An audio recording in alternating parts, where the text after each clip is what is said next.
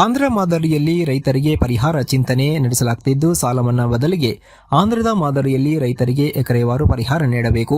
5 ಎಕರೆವರೆಗೂ 1 ಎಕರೆಗೂ ಇಷ್ಟು ಅಂತ ಪರಿಹಾರ ನೀಡಲಾಗುತ್ತೆ ಎಂದು ಸಚಿವ ರಾಜಣ್ಣ ತಿಳಿಸಿದ್ದಾರೆ.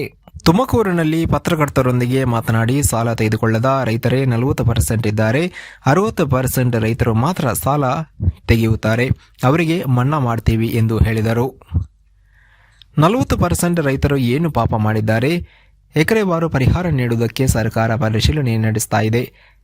ಲ್ಯಾಂಡ್ ಬ್ಯಾಂಕ್ನಲ್ಲಿ ಅಲ್ಪಾವಧಿ ಮತ್ತು ದೀರ್ಘಾವಧಿಯ ಲೋನ್ ನೀಡಲಾಗಿದೆ ಎಂದರು. ಇದರಲ್ಲಿ ಅಸಲಿಗಿಂತ ಬಡ್ಡಿ 2-3 ಪಟ್ಟು ಹೆಚ್ಚಾಗಿದೆ. ಆ ರೈತರಿಗೆ ಗಡುವು ಕೊಟ್ಟು ಅಸಲು ಕಟ್ಟಿ ಬಡ್ಡಿ ಸರ್ಕಾರ ಕಟ್ಟುತ್ತೆ. ಇದನ್ನು ಬೆಳಗಾವಿ ಅಧಿವೇಶನದಲ್ಲಿ ಸಿಎಂ ಘೋಷಣೆ ಮಾಡಿದ್ದಾರೆ ಎಂದು ಹೇಳಿದರು. ಬಹಳಷ್ಟು ರೈತರಿಗೆ ಇದರಿಂದ ಅನುಕೂಲವಾಗುತ್ತೆ. ಈ ಹಿಂದೆ ಮಹದೇವ ಪ್ರಸಾದ್ ಅವರು ಸಹಕಾರಿ ಮಂತ್ರಿಯಾಗಿದ್ದಾಗ ಇದೇ ಅನುಕೂಲ ಘೋಷಣೆ ಮಾಡಿದರು. ಬಹಳಷ್ಟು ಜನರಿಗೆ ಲಕ್ಷಾಂತರ ರೂಪಾಯಿ ಬಡ್ಡಿ ಉಳಿಯಿತು ಎಂದು ತಿಳಿಸಿದರು.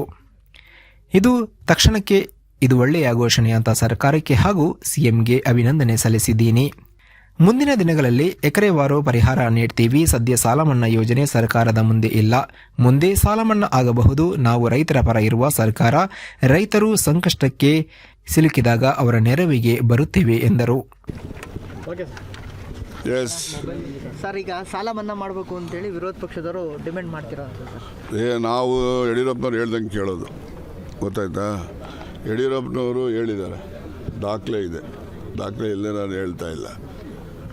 ಅವರು ಮುಖ್ಯಮಂತ್ರಿ ಇರೋವಾಗ ಸಾಲ ಮನ್ನಾ ಮಾಡಿ ಅಂತೇಳಿ ವಿರೋಧ ಪಕ್ಷದಲ್ಲೆಲ್ಲ ಕೇಳ್ತಾರೆ.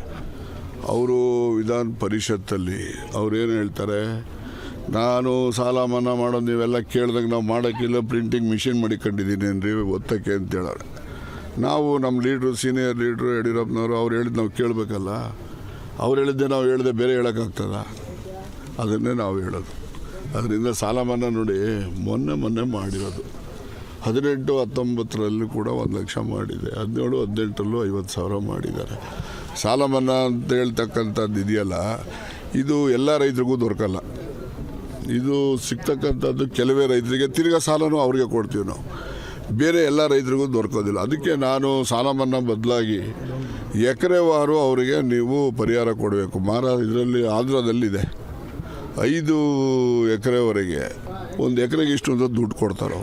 ಆ ರೀತಿ ಆದಾಗ ಎಲ್ಲ ರೈತರಿಗೂ ದುಡ್ಡು ದೊರಕುತ್ತೆ. ಇಲ್ಲಿ ಬರೀ ಸಾಲ ತಗೊಂಡವ್ರಿಗೆ ಮಾತ್ರ ಅನುಕೂಲ ಆಗ್ತದೆ. ಸಾಲ ತಗೊಳ್ಳದೇ ಇರೋ ರೈತರೇ ಇನ್ನೂ 40% ಇದ್ದಾರೆ. ಬರೀ 60% ರೈತರು ತಗೊಳ್ತಾರೆ ಸಾಲಗಳು. ಅವ್ರಿಗೆ ಮನ್ನಾ ಮಾಡ್ತೀವಿ. ತಿರ್ಗಿ ಅವ್ರಿಗೆ ಸಾಲ ಕೊಟ್ಟರೆ ಈ 40% ಇರೋ ರೈತರು ಅವ್ರಿಗೆ ಏನು ಪಾಪ ಮಾಡಿದ್ದಾರೆ.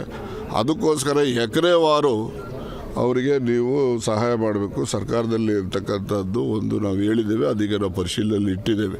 ಸಾಲ ಮನ್ನಾ ಅಂತಕ್ಕಂಥದ್ದು ಮಾಡಿದ್ರೆ ಕೆಲವೇ ರೈತರಿಗೆ ಅನುಕೂಲ ಆಗ್ತದೆ ಹೊರತು ಬೇರೆ ರೈತರಿಗೂ ಸಹಾಯ ಆಗೋದಿಲ್ಲ. ಎಲ್ಲ ರೈತರಿಗೂ ಸಹಾಯ ಆಗಬೇಕು ಅಂತಕ್ಕಂಥ ಒಂದು ಹೊಸ ವಿಚಾರವನ್ನು ನಾವು ಚರ್ಚೆ ಮಾಡಿ ಅದರಲ್ಲಿ ನಾವು ಅವರಿಗೆ ಅನುಕೂಲ ಮಾಡುವಂಥ ಕೆಲಸ ಮಾಡ್ತೇವೆ.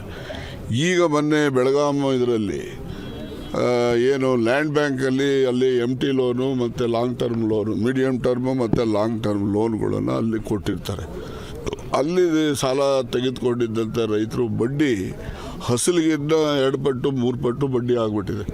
ಅದಕ್ಕೋಸ್ಕರ ಆ ರೈತರುಗಳಿಗೆ ಒಂದು ಗಡುವು ಕೊಟ್ಟು, ನೀವು ಅಸಲು ಕಟ್ಬಿಟ್ರಪ್ಪ, ನೀವು ಎಷ್ಟರ ಬಡ್ಡಿ ಆಗಿದೆ ಅದನ್ನು ಸರ್ಕಾರ ಭರಿಸುತ್ತೆ ಅಂತಕ್ಕಂಥ ರೀತಿಯಲ್ಲಿ ಒಂದು ತೀರ್ಮಾನ ಅಲ್ಲಿ ಘೋಷಣೆಯನ್ನು ಮುಖ್ಯಮಂತ್ರಿಗಳು ಮಾಡಿದ್ದಾರೆ. ಆ ಅನ್ವಯ ಇವತ್ತು ಭಾಳಷ್ಟು ಜನ ರೈತರಿಗೆ DCC ಬ್ಯಾಂಕಲ್ಲಿ MT ಲೋನ್ ತಗೊಂಡಿರಲಿ ಅಥವಾ ಲ್ಯಾಂಡ್ ಬ್ಯಾಂಕ್ನಲ್ಲಿ MT loan, long term loan ತೊಗೊಂಡಿರಲಿ, ಅವರಿಗೆಲ್ಲ ಒಂದು ಅನುಕೂಲ ಆಗ್ತದೆ. ಇದೇ ರೀತಿಯ ಅನುಕೂಲ ಹಿಂದೆ ಮಹದೇವ ಪ್ರಸಾದ್ ಅವರು ಈ ಒಂದು ಸಹಕಾರ ಮಂತ್ರಿ ಇದ್ದಾಗ ಇದೇ ಒಂದು ಅನುಕೂಲ ಘೋಷಣೆ ಮಾಡಿದರು. ಆವಾಗ ಭಾಳಷ್ಟು ಜನ ರೈತರಿಗೆ ಲಕ್ಷಾಂತರ ರೂಪಾಯಿ ಬಡ್ಡಿ ಹಣ ಉಳಿತು. ಅವರಿಗೆ 2 ಲಕ್ಷ 3 ಲಕ್ಷ. ಕಾಫಿ ಬೆಳೆಗಾರರಿಗಂತೂ ಒಬ್ಬೊಬ್ಬರಿಗಂತೂ 15 ಲಕ್ಷದವರೆಗೂ ಕೂಡ ಬಡ್ಡಿನಲ್ಲಿ ಅವ್ರಿಗೆ ಅನುಕೂಲ ಆಗಿದೆ.